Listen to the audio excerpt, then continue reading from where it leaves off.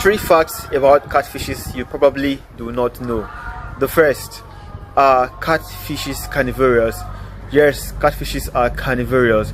They feed on their kind. It's very provoking how you will see a big catfish being eaten by smaller ones. They do gang up to eat the biggest one. I do not know if it's a threat to them or if it's just their nature, but they do feed on themselves and they are very, very carnivorous in nature. Fact number 2. How big can a catfish go? A catfish can be as big and as heavy as 100 kilograms in weight and can be as tall as 6.6 feet in height. So if you think you have the biggest of catfishes, think again.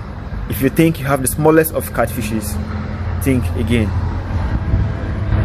Fact number 3. Do catfishes sleep?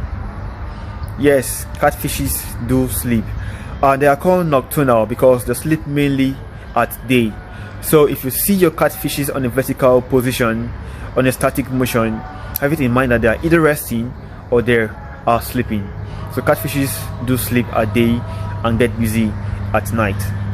So thank you and subscribe to my channel.